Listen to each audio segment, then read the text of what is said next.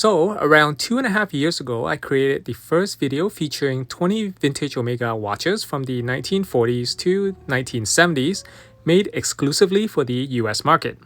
Most of these Omega had unique case design that were different from those of their international references. They are known as the Norman Morris US collection. Their model reference usually consists of combinations of letters and numbers. Somewhere on their balance bridge, you will see the OXG stamp. I want to share 16 more references in this episode, so let's begin without further ado.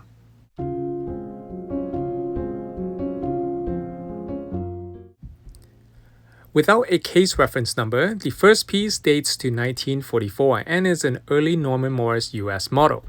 The watches were not given a model reference number until the late 1940s. This piece is 14K gold-filled and features these fancy step lugs. The case dimension measures 21.2 millimeters across, excluding the crown, by 33.6 millimeters from lug to lug.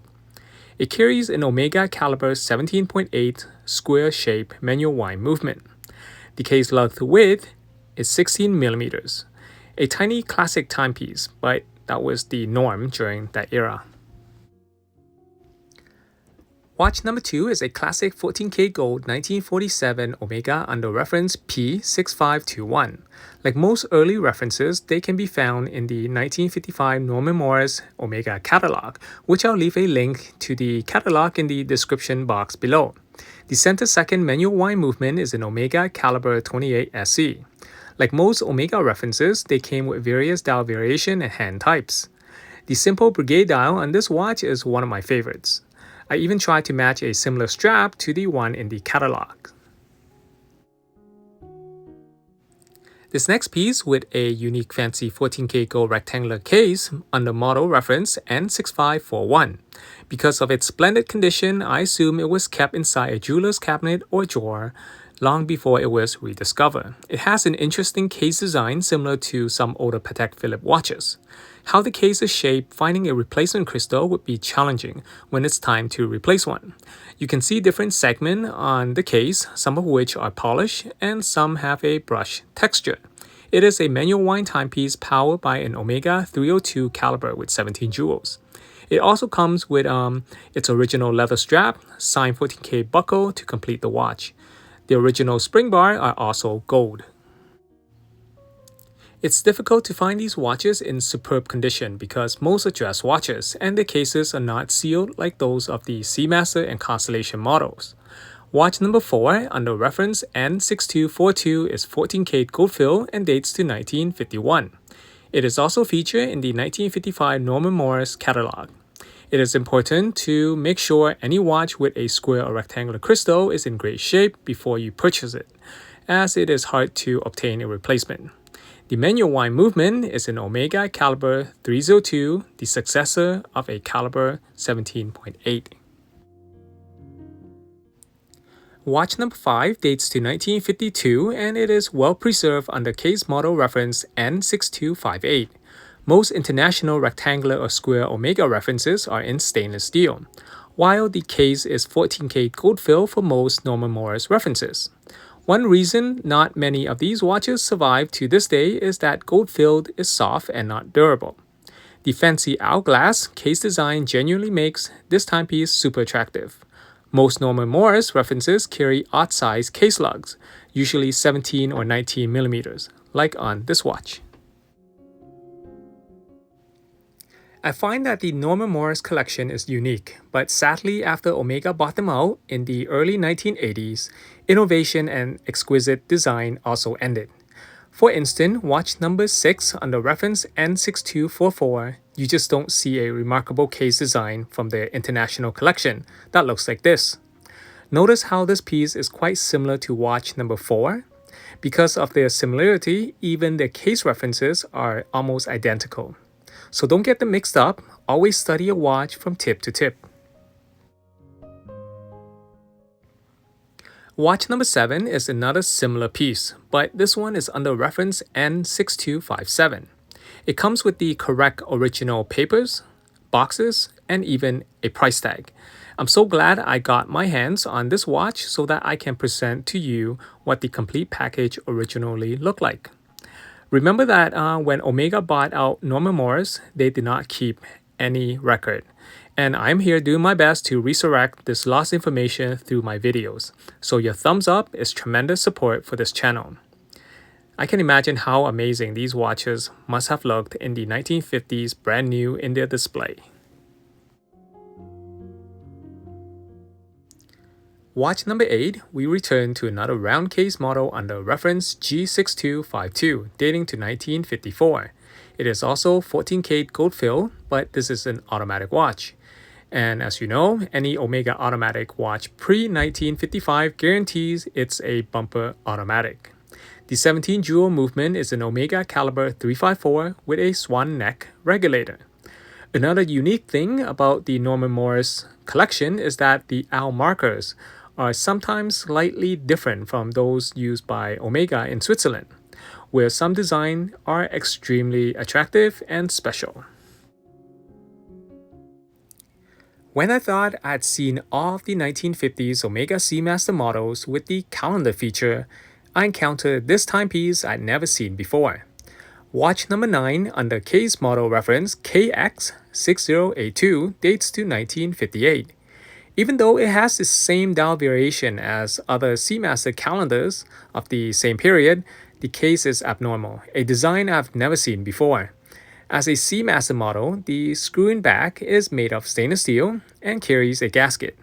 The automatic movement is an Omega caliber 502 with the calendar feature. It is almost always when you encounter a gold-filled vintage Omega watch, it is most likely from the Norman Morris collection. Gold-filled is cheap and commonly used by US casemaker back in the day. Watch number 10 under reference FX6282, which dates to 1958. It is an automatic watch with a small second feature. However, when this reference becomes a Globemaster, it has a center second feature instead. That's why there's so much to learn about vintage Omega watches. Please share in the comment section below if you own a US reference Omega watch. In case you are wondering who Norman Morris is, he was the US Omega distributor from the 1930s until he retired in 1980, at which point he sold everything back to Omega in Switzerland. All international references sold in the US were also under his company. How his large and unique collection came about is that the movements were imported to the US and the cases were designed and built in the US. Watch number 11 under reference KX6275, which dates to 1958, is a fascinating timepiece. I created a video on this reference and will leave a link to that episode in the description box below. Watch number 12 under reference L6288 is commonly known as a mid-size or boy-size beefy lugs Omega Seamaster watch. This piece, which dates to 1959, has a 14K gold-filled case and is powered by an Omega caliber 570 automatic movement. It's a Seamaster model, so the crystal carries a metal tension ring for extra tightness, and the screw-in back and crown must carry a gasket. It's a piece that even a lady can wear nowadays. Watch number 13 is captivating as the 14K gold-filled case is tricolor with 3 different tones of gold. I've seen a few other references that were also made this way. The case reference for this Seamaster watch is L6300 and dates back to 1963. It carries a 560 Omega automatic movement, a caliber still controversial today. It is said in the watch community that Omega only produced 3,000 pieces of this caliber. However, I've seen many over the years and believe there are more than just the 3,000 amount.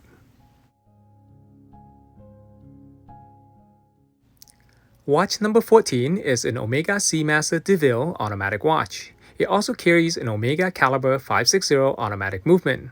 So you understand what I mean when I say more than 3,000 pieces of this movement caliber were produced.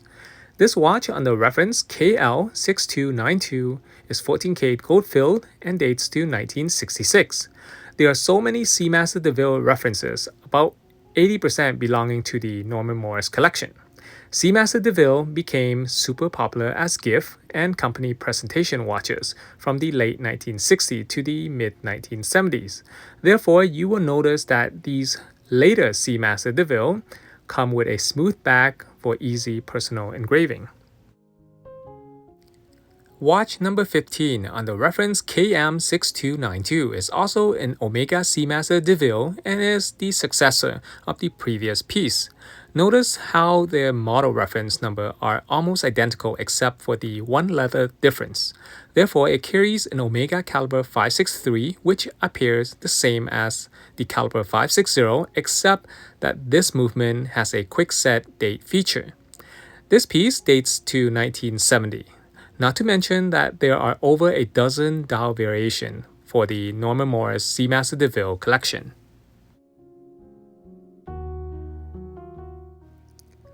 Watch number 16 is again an Omega Seamaster DeVille model. However, this isn't your regular Seamaster DeVille watch.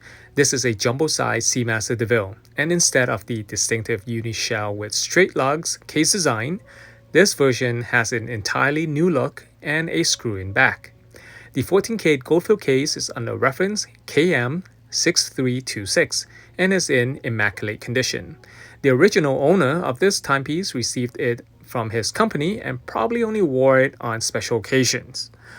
Please share your favorite piece in this video in the comment below. As always, I hope you have learned something new from watching my video. If you enjoy learning more about vintage watches and content like this, consider subscribing to this channel. You can always support my work on Patreon. Thank you for watching, and I look forward to seeing you in the following video.